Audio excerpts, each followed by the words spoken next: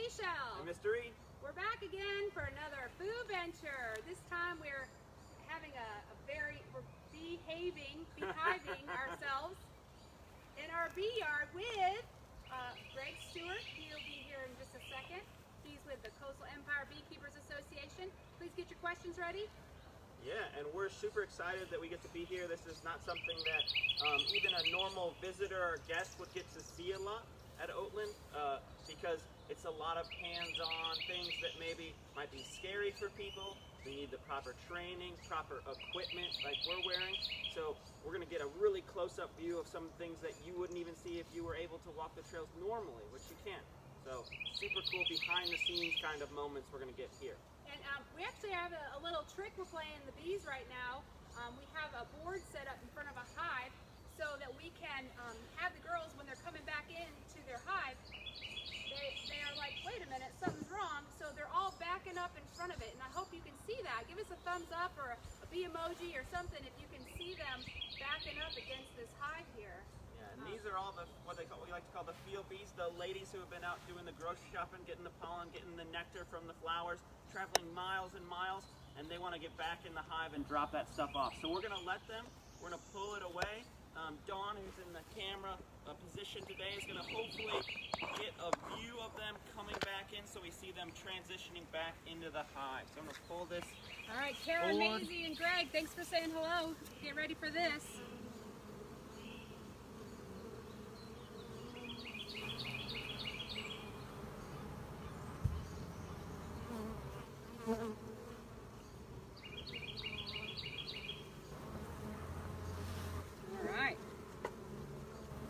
So you can see pretty closely here that we have thousands and thousands of bees inside this hive, and those bees are everything from a little tiny egg all the way up to an adult that's going out and foraging. And that process from egg to larva to adult is really cool process that you might know that means body change. So if you have an idea of what that process they go through to change their body is called, we'd love to hear it from you. So type it in, maybe give us a thumbs up if you've got it in your brain, but you can't think of the word because it's a big word. And yeah, and this is a complete form of this, not an incomplete form. If you were watching us, what were we doing that with? With our log roll. Log roll, yes. Yeah, the log roll. So I have a question for you out there in Facebook land. Are these males or females? Who can tell us the answer to that? Because we could tell you pretty much most of their sexes without even looking. Yeah. All right. Hi, Lucy. Hi, Abby. And your mama. Is that your mama? Yeah, Mama. Miss Swanson. Hello, Miss Swanson. All right, we got some answers coming in. Good job. You guys know your stuff. Yeah, it's called Asher. Is that Asher? Yeah. Chicken scratch over there, Doug. It is. Asher, how you doing, buddy? Yep, it's metamorphosis, and it's complete metamorphosis. So that means they start off as an egg, and then they hatch out very quickly, not just a few days, and they become larvae, and they get tended to by other adults that bring them food and take care of them. And then when they cap them off, they go into what's called the pupa, and they stay in the little pupa stage until they emerge as what you see flying around in front of you today, the adult. And you guys know what sex it is? Did you tell me already? Not yet? Okay, well, give us some ideas. Yeah, so Greg just handed me this little frame. So inside of the box there'll be many frames, and this frame specifically I thought might have the queen on it. So Yep, she's on another frame. She's on another frame? I'll bring This her is to the you normal frame? separately. Okay. But my finger is going to show you a large male Oh bee yeah, right there we go. Oh, that's perfect. That is not a female. No, that is a female. That's a large male. That's Oh, a he's got pollen on his corbicula. Actually, that is So is that a right? completely different bee. What? It's Ah. a black-bodied bee, so that's telling us that A we have robber. a diversity. Oh no, is that a robber? So let me see if I can find you a male bee on another frame. Yeah. So so this is the honeycomb, the wax, and so the beekeepers nowadays, they provide a frame with a foundation on it, and that gives the bees a head start program of building up comb. So bees, where do they get the wax from? Do you guys know the answer to that? Ooh. Maisie, you did it. All right, Maisie. The females are all the workers. Yeah. Ooh, this girl right here is full of pollen on her corbicula, or what do they call it? A pollen basket Pollen on her sacs, legs. Yeah. Yep, you can see that. She's been out working hard today, collecting pollen. Hey, you know what? I have a question for you guys out there too. There are 4 things that bees are foraging for. 4 things. Can you tell me? I mean, the obvious ones you might know. Can you think of what 4 things? Type your answers in. Let us know. Share with us 4 things that bees are out foraging every day, looking to bring. Any day the weather's right, I should say. Yeah. Weather's a Ooh, determinant. weather is very important for a bee, because a bee can't just be like out in the snow. No, not Nope. in the snow. And that's actually one of the really amazing things. We rain. have bees and we have honey because they've adapted to live in places where it is cold by storing food. And that's a lot of honey stores that we think about, is their ability to survive the winter. So super, super cool that they've had that adaptation that then we take advantage of and get sweet, sweet honey from. Okay, Maisie, don't you know what are they collecting out there? Tell us. Asher, I know you know. Give me something. Give me a word. They're I out think there. that What are they're probably flowers? looking for beautiful flowers, Candy! candy. Oh, wait, they're Yeah, probably it is looking flower for candy. maybe like blue things, Blue things. purple things, Okay, yellow things, white things. yeah.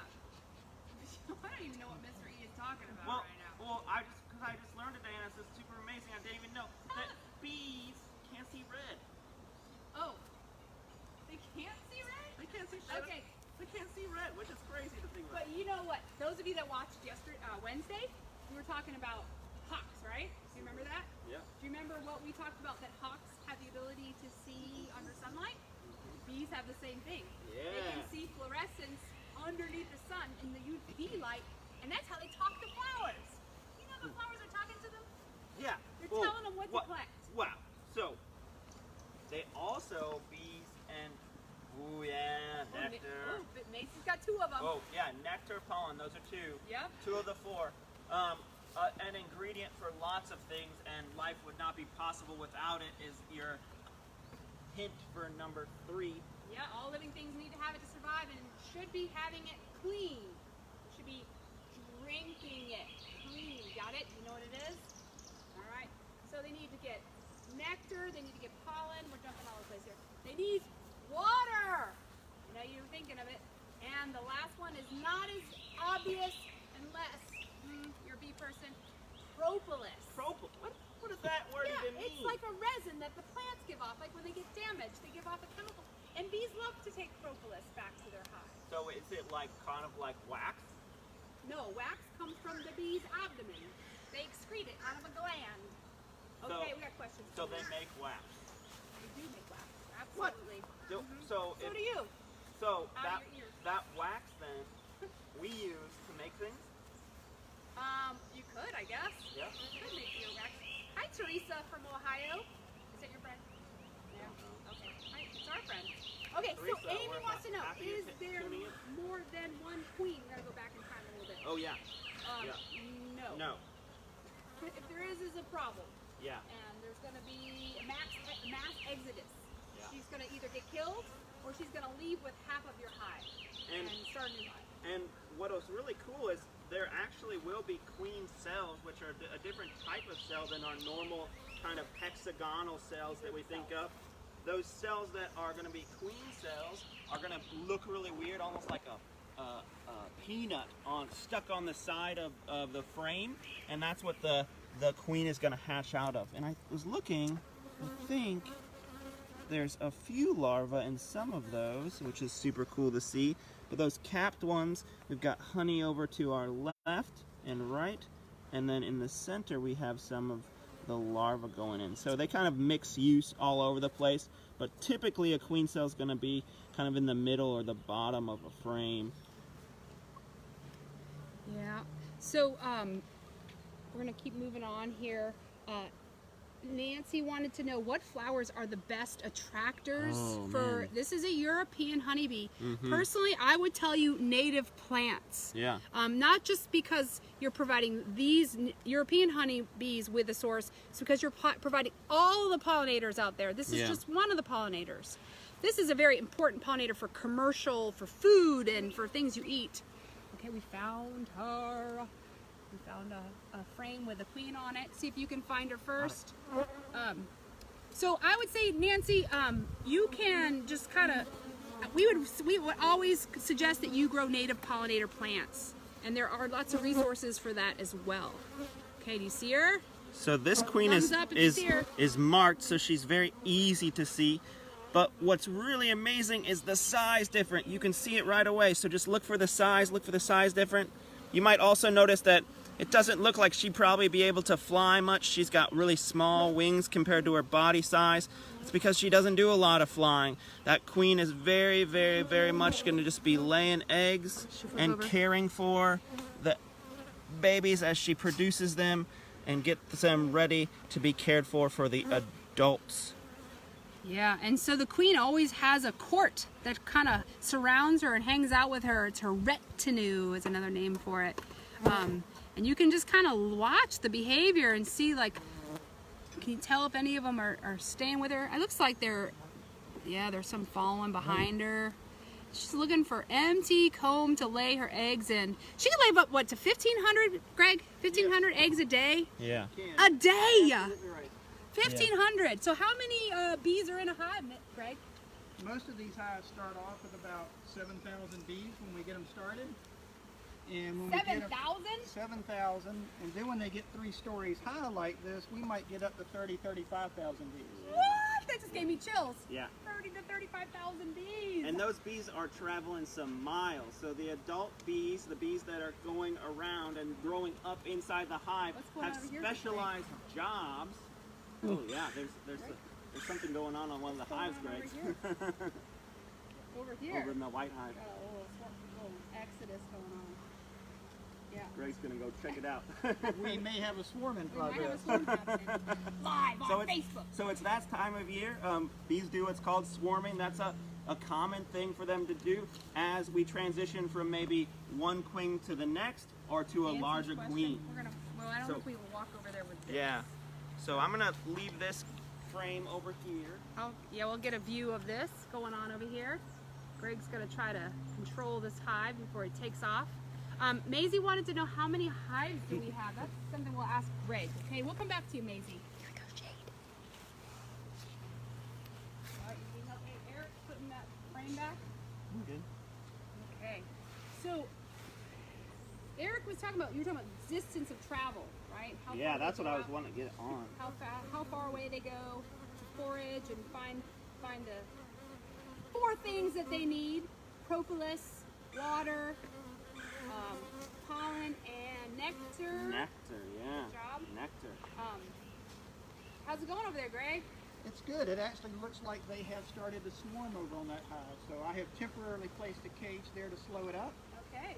And maybe when we get done here, we're going to go investigate that and have some fun. That sounds good. And swarms aren't a bad thing. Beekeepers actually kind of love swarms because a lot of times it's a wild bee population you may be able to get some free bees with, or you may be able to get some bees that are a little bit different genetic stock than the bees that you have, and you can make a healthier hive or a healthier bee yard that way. Yeah, Ross wants to know, are we getting stung? Oh no. No. Yeah. Let's talk about fear and bees. And Yes, so important. Yeah, so important. Tell us your little thing about fear and misunderstanding. Oh yeah, so I like that. so fear is a really good thing. Fear is important because fear allows us to think of things in kind of the consequences of what might happen if we accidentally do something wrong. So fear is good, keeps us safe. Safety and fear are really closely linked. Fear, when you lead that and let that get into a hatred or a misunderstanding that leads to a hatred, you start to vilify things. It can be really, really bad. I don't mind if you're afraid of bees. I think that's a good natural thing. I don't mind if you're afraid of snakes. It's a good natural thing. If you let that fear bleed over into hatred, that can cause you to get into bad situations with snakes, with bees, because you might do something that you normally wouldn't. And I think also one of our reactions with fear is with bees is we want to swat them. Yeah. Right? We want to smack them. And bees aren't going to sting you just landing on you necessarily. They're just trying to check you out. Maybe you're fragrant. Maybe they want to check you out. So I always tell my people, just blow on them. Yeah. Just get them off you. Just go. Don't swat them off. Okay. So look, we're walking right around the middle of them. Greg handles them without anything on sometimes. Yeah, so when we talk, we know we get a little conversational. If we get a little too quiet, let us know. We kind of get wrapped up in the talking, so let us know if we need to be louder. One thing I think that you can see really here is this is a full little frame that's both sides filled of cells full of capped honey. So super, super, super cool. Greg was telling me this morning that next week they're actually going to pull out frames, all the honey frames, and they're going to process honey, and they're going to get that ready for sale. It's for sale at Oatland.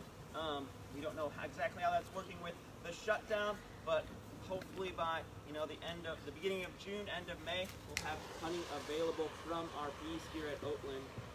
The proceeds go to help Oatland and to help Oatland function. So if you're excited about honey, excited about local honey, we've got some here for you. Yes, and so we haven't really talked about, you guys are asking so many great questions, I love it. But I want to just really quickly tell you, where does honey come from? How do they make honey? Oh, yeah. Because we went from the pollen and the nectar and, the other things they're collecting. So, but where does the honey come from, Mr. E? Honey comes from bees, Michelle. It comes from their mouths. It comes from their mouths, Nectar, and water. they mix it all together inside of their mouth and inside of their bee tummy, yeah. Beat their it's like a stomach that's not like our stomach, because our stomach is full of horrible things and their stomach is full of delicious things. So bees process everything internally and then excrete it. Yeah, and there's mystery enzymes in there, right? Yeah. Really, they haven't really broken the mystery of what chemical compounds are in there. So it's pretty fascinating stuff, right? You can see why it could be medicinal. Yeah. All right, so let's go through some of your questions here. I love all these questions. You got yes. one? What are you going to ask? Okay, so Finn's question is awesome. What do the colors on the queen mean? The colors on the queen mean that we can find her easily, do basically a health check on her, make sure she's doing what she's supposed to be doing, check if she's maybe damaged or something like that. Also make sure that when we're moving bees around, we don't accidentally move her out of a hive that she belongs inside of.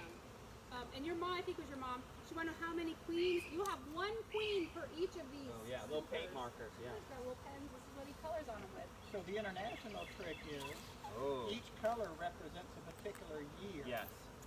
So in 2020, the color is blue. The queen you saw had a blue mark, so we know she was born this year.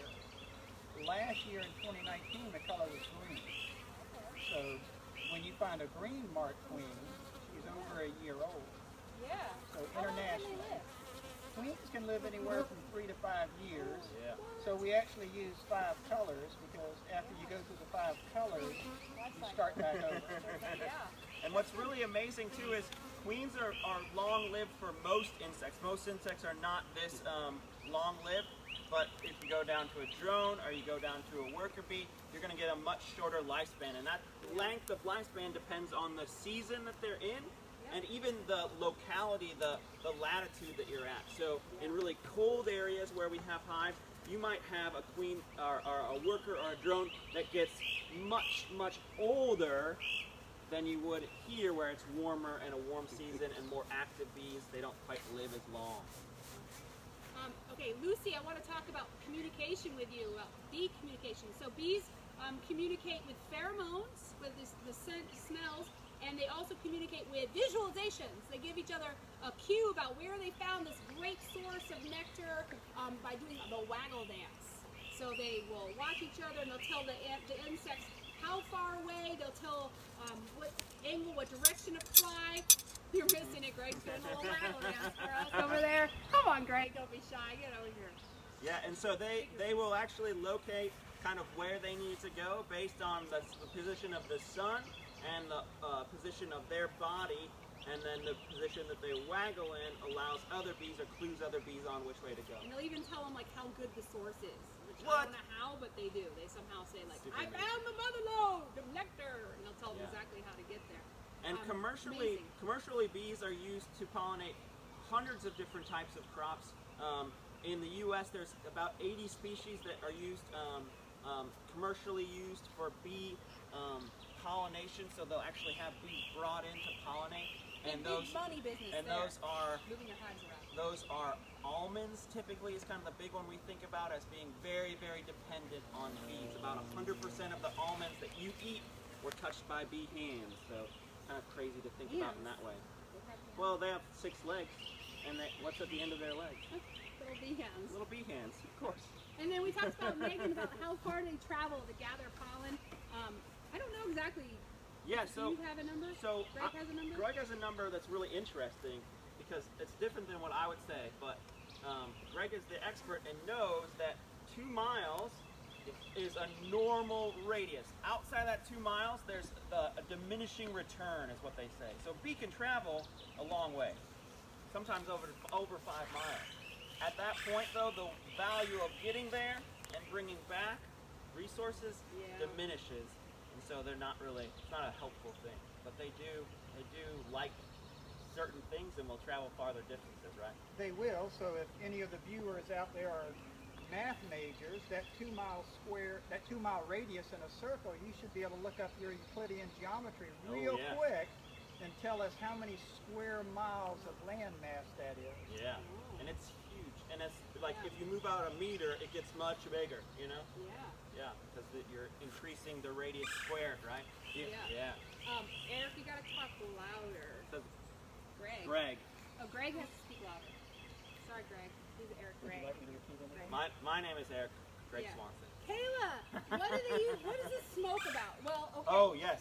So if you're a beekeeper, you want to smoke your bees before you go in the hive. Basically, it gives them an instinct of there's a fire, there's something going wrong, and it calms them down. It gets them kind of it changes their mind a little bit about what you're doing, and just gets them focused on gorging themselves on honey and getting ready to move if they have to move.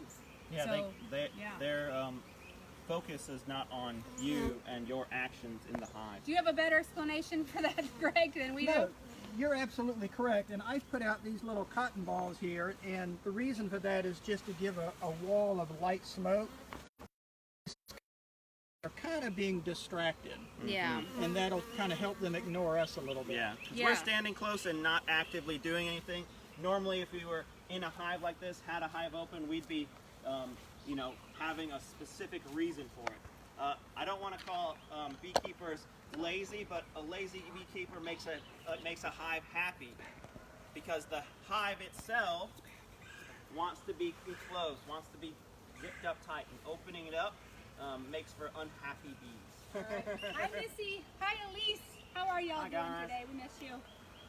Okay, so Doug wants to know, how do pesticides and chemicals used in your yard impact bees? Terribly.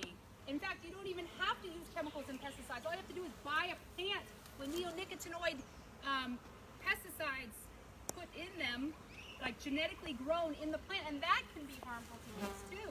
So look when you buy plants that they don't have neonicotinoid.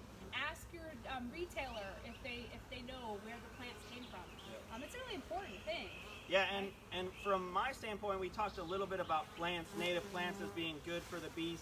I think when I remember bees here at Oatland, or when I think about bees, I always think about trees, which is kind of crazy to think about. Our flowering trees here, a lot of our ilex, our holly, our laurel cherries, any of our fruit trees, they're always full of bees here at Oatland, and we have massive, massive bumper crops because of this. So when I think about flowers, I don't just think about a low, showy flower from your yard. I think about flowers everywhere, up in the trees, different heights, all the flowering plants. Yeah. Yeah, absolutely. And- All right, go ahead. Oh, sorry. And if you want to get a low-lying flower that's really good for you to grow in your yard, I would say an echinacea or any type of bee balm. A lot of our herbs actually are really good when they flower out for bees, so really good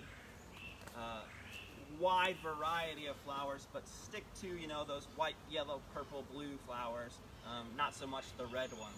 Okay, so Elise, is that Elise later? She asked, how much nectar can a bee collect over its lifetime? Oh, Enough. enough. Yeah, so an individual bee makes like what, 1/10 of a teaspoon of honey or something like that. I saw varying ranges, but that's just a very, very small amount of honey. So a lot of bees to make the amount of honey that you consume. Yeah, think about A the lot. It's all full of honey. Yeah. Honey. It's amazing to think about. Crazy. Yeah, and by the way, buy local honey, support local honey. Come to Oatland, get your honey here when we have it for sale, because that's how you get the health benefits of it. Because all the pollen that they're collecting that you might have an allergic reaction to is going to be little bits of it, microscopic bits of it in the honey, and you will get your little exposure. If you buy it from the commercial grade from the stores, it's not going to work the same for you. So always support local beekeepers and buy your honey directly from them. Try to get as close to where you live as possible. Yeah. Yeah, how close to water do hives need to be? Ross, this is a super good question. When we think about water source, a fresh water source is just as important as the nectar source because they need it to process those things. So we offer water sources right here in the bee yard. They also will go around, and we've seen them licking from our mud kitchen sink. We've seen them licking up water from puddles. We've seen them on dew. We've seen them in the water dishes of our animals licking up water. Any water source that they can find is important.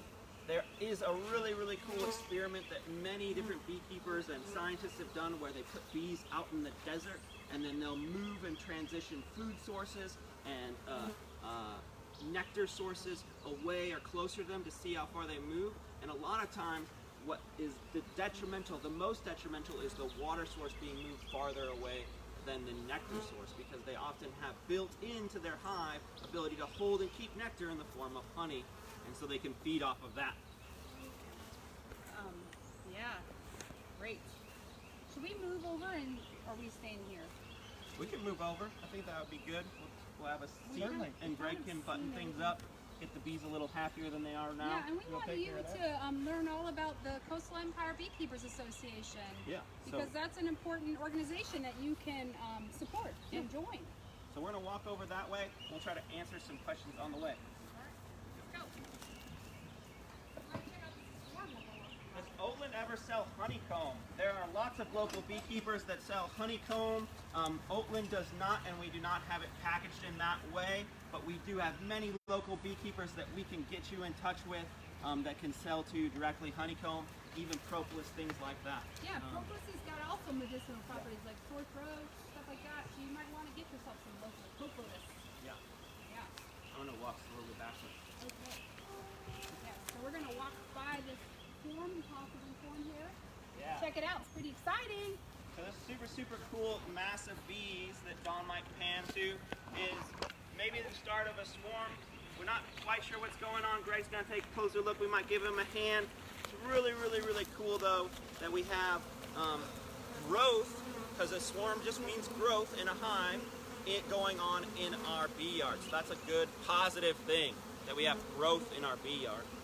Yeah. And beekeeper, it's like gold treasure collecting to catch a swarm, because you don't have to buy it.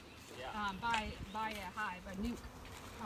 And a lot of people get really afraid of a swarm. They think that a swarm is going to mean that they're going to be attacked or stung. A swarm is actually some of the most docile bees you're going to see, because they're very concerned with taking care of the queen, protecting her as she's out of the hive. So they'll actually form a ball around her wherever she's landed or wherever she's hanging out. They'll make a ball around her so that she's protected. Yeah. Cool. We're going to walk quick up to... So we're going to give you a little tour of our new, the FIBA's new pergola. Yeah. So they're creating this little area where we can have education, or we can come up and learn about bees someday, maybe in a class. Nice little space. And it's just a fun word. Isn't pergola a fun word? Pergola. Pergola. Yeah, and here we are with some observation hives that we can watch and look in without even having to open up and get in there. Greg has displayed some resources, book resources.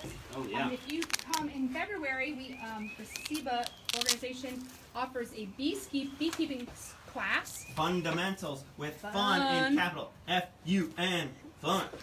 Fundamentals Beekeeping. This is their book that they resource that they base a lot of it on. And then there's some other fun resources for you. Great. About our native bees and how to plant. These are for sale through SEBA. We have some locally horsed. I clacked myself up. Locally sourced honey. He's going to tell us a little bit about that, and then I'm going to get a sample. Yeah, me too. So as they mentioned earlier, Oatland will be pulling their honey May 23rd. So I asked a few of our beekeepers if they drop some honey off for me. These are both early spring honeys. You can see how light they are. The wildflower mix. They are wildflower mix. And I'm going to tell you the secret about this one. This particular honey here actually came from the bamboo farm. This particular honey won first place in our Welch honey contest. Oh. Our Oatland honey won third place. Ooh. So this is my competition honey right here. All right. Let me give it a shot. So the beekeeper happens to be Laura Lou. She was real nice. She dropped off some more that she collected this year for the next contest. Eric? We're sorry if there's you good? connectivity issues. If we're going in and out, stay with us. I think there's So issues good. like in the country. In the network? Yeah, I've been having issues. Because there's lots of issues in the country. No. there's issues. So what's very interesting is you will notice as each month of the year changes. This is from Chatham County, the bamboo farm area. This is from Bryan County, but the same month. So nature is providing pretty much the same nectar unless you travel more than 50, 100 miles for the nature to change on you. At Oatland, our honey will be slightly darker. And then as we get into the fall, where more of the different shrubs are providing nectar, the honey will continue to even get darker. Yeah, there's this amazing resources for honey around just to look at photos of different colors of honey, different types of honey, different sources. I especially like Tupelo honey. That's probably my favorite. Greg, I got a big sweet tooth. I have a question, Greg. How certain are they that it's Tupelo honey when they call it Tupelo honey? So at the grocery store, they flag a lot of honey purely based on the area that they collect it.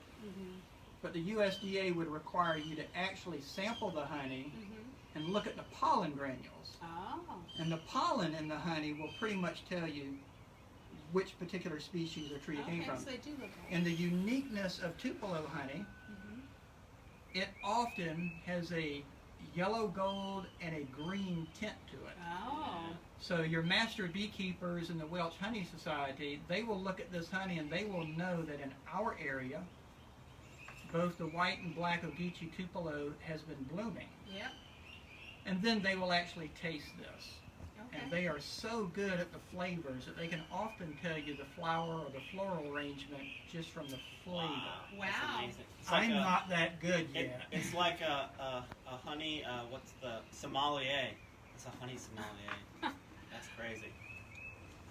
So the last question that we had was interesting, and I think Greg can speak to this a little bit about honey for sale. Oatland's honey that's coming from our hives is going to be harvested on May 23rd. May 23rd, and will take a bit to process. So by the beginning of June, likely we'll have jarred honey for sale. That being said, we will need you to call and set that appointment up if you're interested in honey for sale. If we're not open, If we're not open. We'll get it to you. Yeah. If That's you're important. interested, we'll make it work. Absolutely. And if you call us at 395-1500, that's our line. And 912 Erico. 912-395-1500. Yeah. And if you have any questions, I don't want to put Greg on the spot, but Greg is an amazing resource, and especially SEBA is an amazing resource. They're one of my institutions that I think of as being teaching by hands-on. So when you think about if you learn better from hands-on than in a book, SEBA's right up your alley because they do amazing introductory class, that fundamentals of beekeeping we mentioned, but then they have open Saturdays when we're open to the public, where people can come and explore the bee yard and learn from professionals, learn from people that are doing everything from pulling swarms out of buildings to having 1 or 2 hives in your backyard. So lots of cool things you can do with honeybees in this area. Yeah. Be more specific, Mom. What is the process of what? Oh, extracting. Great. Can you tell us about extraction? I like this. So, Michelle and Eric showed you a frame of pure honeycomb in the bee yard. We actually take that honeycomb and we either use a cold pick or a cold knife, and we actually uncap it. Once we uncap it, we transfer it to a stainless steel extractor. Most people call it a spinner. You spin the honey out, and the honey then drains. It is just filtered. You choose how fine you want to filter it, and what you end up with is it goes from the honeycomb with minor filtering to the jar. We do not process it in any other way. It is very, very natural. And that means good for your health. Yeah, and I think it's cool too to watch this process because honey does amazing things in its fluid dynamics, I guess is a good way to talk about it. It does this real weird spiraling because of its viscosity. It flings out sideways but still maintains those channels of honey. It's crazy. It's like what's the? It's like syrup. Yeah, it's like syrup, but it's like better than syrup. Honey. I think it's better than syrup. Hi, Chapin. Hi, Burgess. I need to see the Jack. I'd eat honey over maple syrup any day. Yay. Honey, a little bit more expensive taste. Yeah. Mr. E. So did your viewers figure out how many square miles? Oh yeah, in did a anyone do the 2-mile math? radius circle? Yeah, I don't know. Greg, are you like an engineer or something in your day job? I have been a quality engineer for quite some time, but I actually majored in chemistry. Chemistry, wow. And I was actually a licensed pest control operator. Oh, I didn't know that. The irony. I've gone from pest controlling bugs to now being a beekeeper. Yeah, so the math is really cool. Hi, Lonnie. Thanks for joining us. Yeah, Greg, this has been a really fun. Greg, do you want to lay the math on us? Do you know it off the top of your head? Well, again, if you look up your Euclidean geometry, you will find that pi r squared, you will find that you've got about 12 square miles that the bees will work. So anybody can go Google Savannah, Google where you live, and you can put a dimension on Google and it will show you where your bees, if they're in your yard, how far and where they are going around your property. Yeah. Or where your local beekeeper is in relationship to you, Yeah. and if it's a local source or not.